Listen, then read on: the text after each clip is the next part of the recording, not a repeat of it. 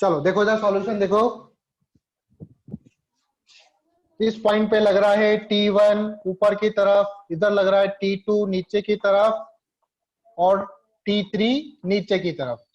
जिस भी पॉइंट के लिए लेते हैं, मैंने बताया हमेशा पॉइंट से अवे बनाना है आप लोगों को टेंशन की डायरेक्शन। आप सपोज करो मैं ब्लॉक की बात कर रहा हूं, तो ब्लॉक से अवे T3 इस तरफ होगा, तो T3 इक्वल टू क्या हो जाएगा, T3 इक्वल टू डायरेक्टली हम लिख देंगे, T3 इक्वल टू हो जाएगा 10 kg मास है तो 10 इंटू जी, 10 जी हो जाएगा। जी की वैल्यू होती है, मैंने बोला 10 लेनी है तो जी की वैल्यू 10, तो कितना हो जाएगा 100 न्यूटन। अब इस पॉइंट की एबीडी बनाओ, चलो यहीं पे कर लेते हैं, एबीडी बनाने की जरूरत नहीं है। 30 डिग्री है तो 30 डिग्री ये वाला एंगल होगा, ऑल्टरनेट इंटीरियर एंगल। तो किसके कंपोनेंट करूंगा मैं, T1 के कंपोनेंट करूंगा। तो T1 का कंपोनेंट, एक कंपोनेंट इस तरफ आएगा which is equal to T1 cos 30, और ऊपर की तरफ कंपोनेंट आएगा T1 sin 30, T1 sin 30। तो T1 sin 30 जो होगा, ऊपर वाला फोर्स इक्वल टू नीचे वाले फोर्सेस, T1 sin 30 को बैलेंस करेगा कौन, T3।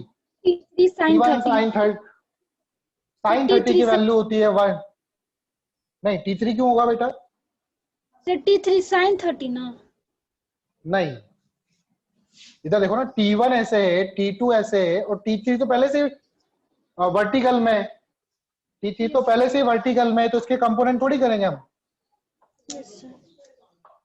ठीक है, तो जो वर्टिकल में हमको हॉरिजॉन्टल और वर्टिकल में ही करना है, तो ऑलरेडी वर्टिकल में, तो T1 का कंपोनेंट करा T1 cos 30 200 और ऊपर आ जाएगा T1 sin 30, तो T1 कितना हो जाएगा 200, तो T1 इंटू 1/2 और T3 की वैल्यू है 100, तो T1 इक्वल टू हो जाएगा 200। ठीक है, T1 आ जाएगा आपका 200। अब इस तरफ कंपोनेंट क्या है, इस तरफ T2 है, तो T2 बराबर किसके हो जाएगा, T1 cos 30 के। Yes sir. तो T2 यहाँ पे कर देता हूं मैं, T2 इक्वल टू हो जाएगा T1 cos 30। T1 की वैल्यू मैं निकाल चुका हूं 200, cos 30 की वैल्यू होती है √3/2, कैंसिल करोगे यहां से, ये हो जाएगा 100, तो T2 आ जाएगा आपका 100√3। तो सोना बेटा आपका सही है और दीपायन आपका भी सही है। ठीक है, चलो अब देखो इधर मैंने आपको नॉर्मल फोर्स पढ़ाया था, तो सपोज करो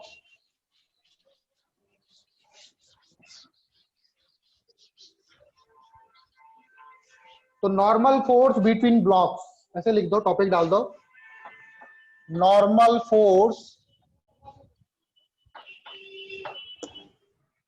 बिटवीन ब्लॉक्स, ब्लॉक्स के बीच में नॉर्मल फोर्स कितना लगेगा। ठीक है, ऐसे करके टॉपिक डाल दो। तो मान लो जैसे एक ब्लॉक है इधर, दिस इज M1, फिर यहां पर एक और ब्लॉक है इसके साथ जुड़ा हुआ है, जुड़ा हुआ नहीं मतलब ऐसे अटैच है, चिपका हुआ है, M2, और फिर यहाँ पर एक और ब्लॉक है, दिस इज M3। मैं इस वाले ब्लॉक पर फोर्स लगा रहा हूं F, और उसके कारण ये पूरा का पूरा सिस्टम इधर की तरफ मूव कर रहा है, कितने एक्सीलरेशन से, A एक्सीलरेशन से मूव कर रहा है। तो देखो अब क्या हो रहा होगा,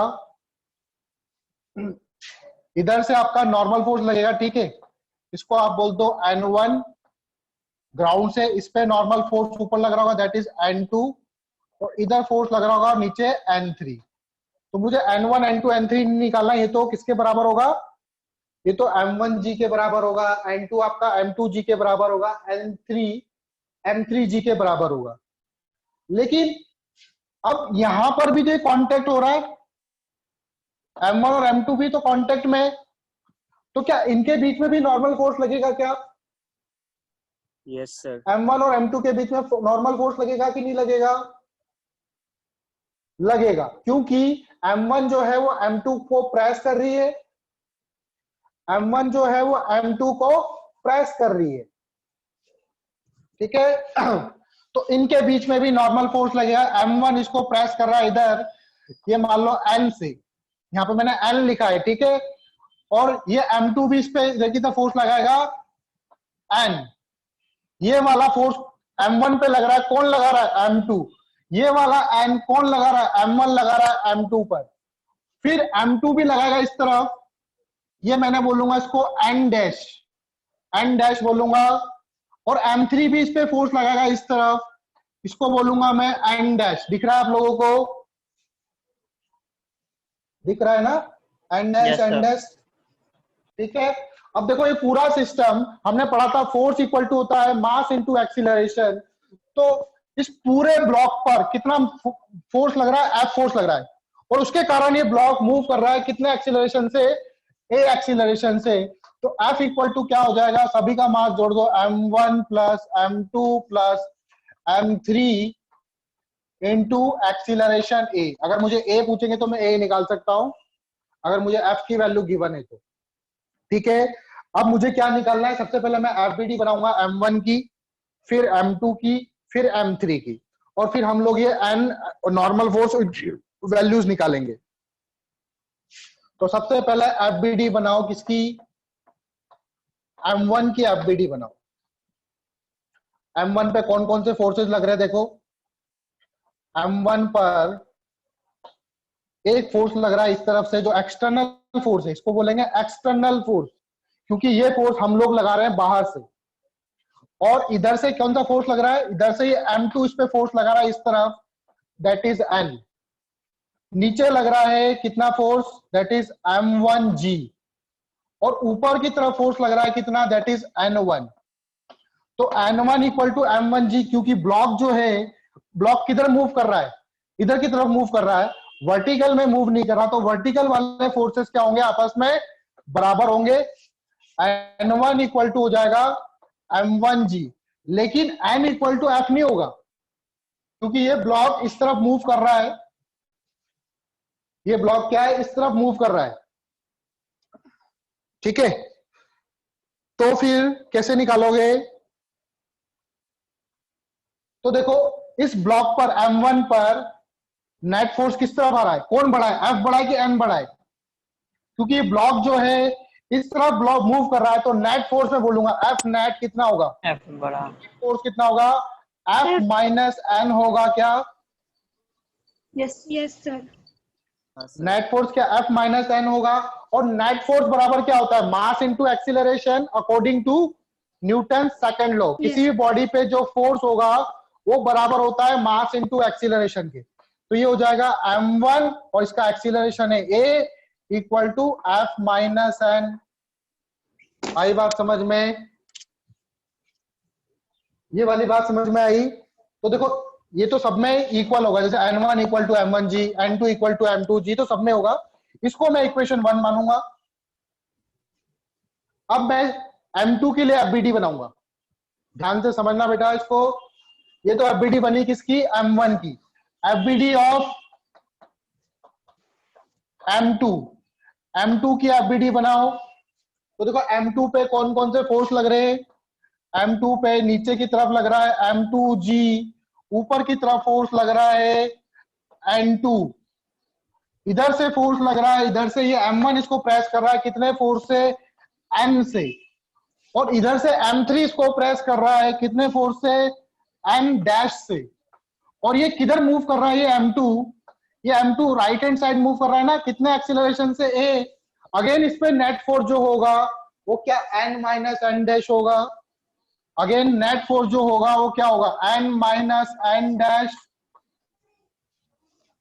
ये वाला ज्यादा ग्रेटर होगा ना N से। तो नेट फोर्स इक्वल टू क्या होता है, मास इनटू एक्सीलरेशन के। तो M3 into A equal to हो जाएगा N माइनस N डैश। ये इक्वेशन 2 हो जाएगी। ये बात समझ में आई क्या बेटा आप लोगों को? सर M3 क्यों होगी सर, M2 होगी ना। सॉरी, मैंने जानबूझ के लिखा हूं,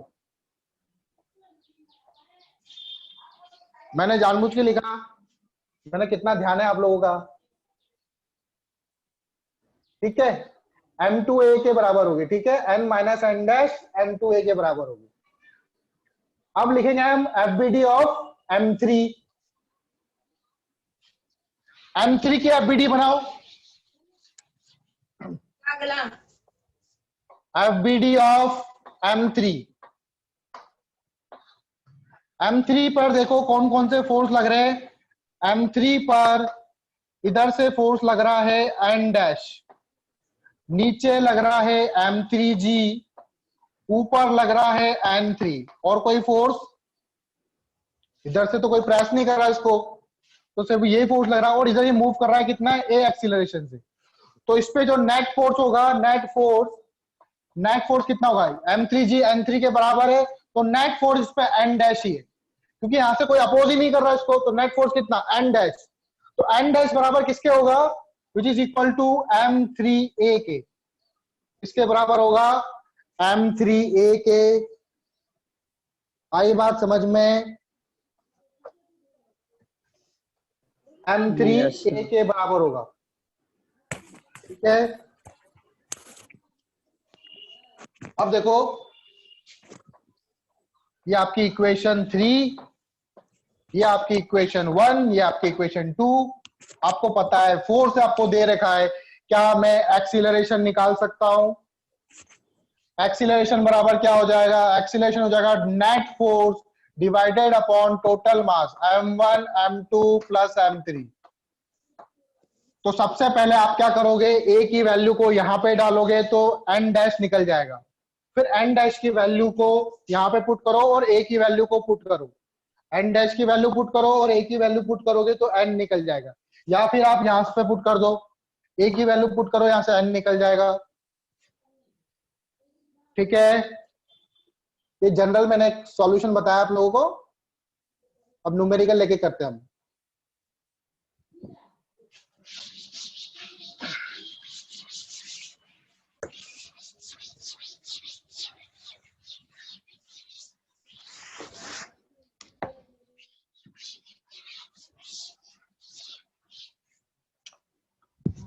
क्वेश्चन ले लेते हैं हम लोग। चलो 2 ब्लॉक ले लेते हैं, 2 ले 3 ले, चलो 2 ब्लॉक का करते हैं। ये 2 kg का ब्लॉक है, ये 1 kg का ब्लॉक है। इस पे इधर से फोर्स लग रहा है, फोर्स ले लो, कि फोर्स की वैल्यू ले लो 20 न्यूटन, 20 नहीं, फोर्स की वैल्यू ले लो 18 न्यूटन। बताओ इन दोनों ब्लॉक के बीच में कितना नॉर्मल फोर्स लग रहा है। Find normal force acting between block. Find normal force acting between blocks, acting between blocks. दोनों ब्लॉक्स के बीच में कितना नॉर्मल फोर्स लग रहा है। सवाल है ये, तो ओरली होगा। ओरली कैसे करेंगे मैं बताऊंगा। सबसे पहले हम लोग क्या निकाल लेंगे कि पूरा का पूरा सिस्टम ए एक्सीलरेशन से मूव कर रहा है, तो ए एक्सीलरेशन क्या होगा, net force upon net mass. Net force divided by total mass. Net force कितना है, पूरे सिस्टम पर कितना फोर्स लग रहा है 18 न्यूटन, और पूरे सिस्टम का मास कितना है 2 + 1 कितना हो जाएगा 3, 3 6 जा 18, 6 मीटर पर सेकंड स्क्वायर। ठीक है, तो 6 मीटर पर सेकंड स्क्वायर इसका क्या आ जाएगा, एक्सीलरेशन आ जाएगा। अब देखो इस पे जो नॉर्मल फोर्स है, हम दोनों को ब्लॉक के बीच में निकालना है। तो ये वाला ब्लॉक 2 kg वाला इसको इधर पुश कर रहा है, और ये वाला ब्लॉक इसको इधर की तरफ पुश कर रहा है N से। तो आपने एफबीडी बनाई होगी किसकी, इसकी बनाई क्या, 2 kg वाले की एफबीडी बनाओ। 2 kg वाले पे इधर से फोर्स लग रहा है 18 न्यूटन, और इधर से फोर्स लग रहा है N। और ये कितने से मूव कर रहा है, ये ए एक्सीलरेशन से मूव कर रहा है, 6 मीटर से मूव कर रहा है। तो क्या लिखूंगा मैं, MA = 18 - N, ये लिखूंगा। यस सर, हम भी लिखे सर M1 8/3 न्यूटन निकला है। मास कितना है, मास 2 है, एक्सीलरेशन कितना है 6 है। सर। मास में मेरा गलती। इक्वल टू 18 - N, तो N बराबर क्या हो जाएगा 18 - सर 4 12, आ जाएगा। 26, 6 आ जाएगा बेटा। 18 - 12 6 न्यूटन।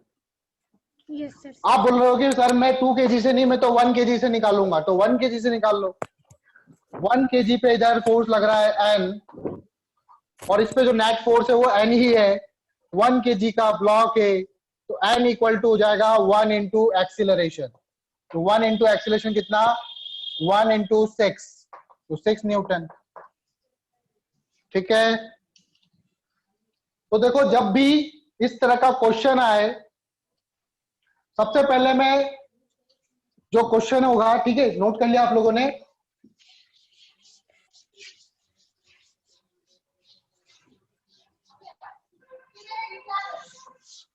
तो मान लो आपके पास बहुत सारे ब्लॉक दे रखे, 1 2 3 4 ब्लॉक दे रखे, M1 M2 M3 M4, ठीक है, 4 फोर्सेस, 4 ब्लॉक दे रखे हैं, इस पे फोर्स लग रहा है कितना, F। तो एक्सीलरेशन आप इजीली निकाल पाते हो, A equal to F divided by total force equal to total mass divided by total mass, M1 M2 M3 M4 कर दोगे तो आपका एक्सीलरेशन निकल जाएगा। अब मेरे से पूछे आप, पहले 2 ब्लॉक के बीच में नहीं, जो लास्ट वाले ब्लॉक है इनके बीच में कितना नॉर्मल फोर्स लग रहा है, तो आप M3 के लिए एफबीडी मत बनाओ, आप M4 के लिए एफबीडी बनाओ। तो M4 पे देखोगे तो M4 पे यहाँ पे नॉर्मल फोर्स लग रहा है N, और ये N जो होगा वो इक्वल टू हो जाएगा किसके, M3 into M4 into E के। तो आपको A पता है, A की वैल्यू को डायरेक्ट पुट कर दो, M4A इंटू आ जाएगा नॉर्मल फोर्स। जो नॉर्मल फोर्स M4 पे लग रहा है वही नॉर्मल फोर्स M3 पे भी लगेगा। तो लास्ट वाले ब्लॉक के लिए निकालना बहुत ही आसान है, तो आप लोग लास्ट वाले ब्लॉक से स्टार्ट करा करो। आई बात समझ में? और सर अगर बीच वाले ब्लॉक का पूछा तो? चलो आगे देखो। अब जिस तरह से नॉर्मल फोर्स है,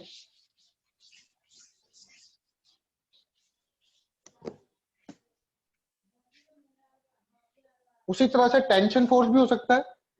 tension force between blocks, tension force या टेंशन बिटवीन ब्लॉक्स लिख दो। सर टेंशन तो स्प्रिंग में होता है सर। हाँ, टेंशन स्ट्रिंग में ना, तो ब्लॉक्स अगर स्ट्रिंग से कनेक्टेड हो तो ऐसे हो, तो एक ब्लॉक, इस ब्लॉक से एक रस्सी बांधी मैंने, फिर इस ब्लॉक को खींचा, यहां पे मैं फोर्स लगा रहा हूं F। एक और ब्लॉक ले लेते, चलो एक और ब्लॉक ले लिया इधर, ये M1 मास है, इधर M2 है, इधर M3 है। M3 पे मैं फोर्स लगा रहा हूं कितना, F। तो अब इन स्ट्रिंग पे टेंशन होगी नहीं होगी? यस सर होगी सर। टेंशन होगी, ठीक है। किसी को बोल दो इस पे इधर की तरफ लग रहा होगा T1, इधर लग रहा होगा T1, इस पे इधर लग रहा होगा T2, इधर लग रहा होगा T2, ठीक है। टेंशन निकालना आता ही है आप लोगों को। अब देखो कैसे करेंगे हम लोग।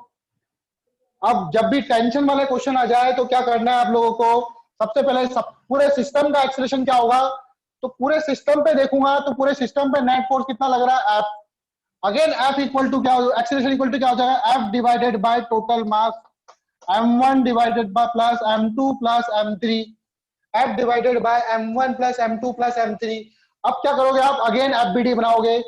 A यहां से निकल गया, पहले M1 से शुरुआत करो, ठीक है। इसमें भी हम लोग क्या करेंगे, लास्ट वाले ब्लॉक से शुरुआत करेंगे, जहां फोर्स लग रहा है, जैसे मान लो खींच रहे हैं इसको, तो इससे शुरुआत करोगे तो ज्यादा आसान रहेगा। इस वाले ब्लॉक पर M1 पे फोर्स लग रहा है, FBD बना रहा हूं मैं। M1 पे इधर की तरफ फोर्स लग रहा है T1, और कोई फोर्स लग ही नहीं रहा क्योंकि रस्सी इसको खींच रही है, और इसका एक्सीलरेशन कितना है A, तो T1 इक्वल टू क्या हो जाएगा, ये ब्लॉक इधर की तरफ मूव कर रहा है, इस पे जो फोर्स लग रहा है वो सिर्फ स्ट्रिंग के कारण लग रहा है, तो T1 इक्वल टू क्या हो जाएगा, T1 इक्वल टू हो जाएगा M1 into A, M1 into A। M2 के में देखो, M2 पे इधर की तरफ लग रहा है T2, इधर लग रहा है T1, ब्लॉक मूव कर रहा है इस तरफ, तो कौन ग्रेटर, T2 ग्रेटर है। तो नेट फोर्स कितना हो जाएगा, इस पे नेट फोर्स होगा T2 minus T1 which is equal to M2A, which is equal to M2A। उसी तरह से M3 पे देखो, M3 पे इधर फोर्स लग रहा है F, इधर फोर्स लग रहा है आपका T2, ब्लॉक इधर मूव कर रहा है कितने एक्सीलरेशन से, A एक्सीलरेशन से। तो क्या इक्वेशन बनेगी, नेट फोर्स कितना, F minus T2 equal to इसके होगा M3A के। आई बात समझ में? जैसे हमने नॉर्मल फोर्स निकाला था सेम ऐसे ही टेंशन फोर्स भी निकल जाएगा, कोई बड़ी बात नहीं है।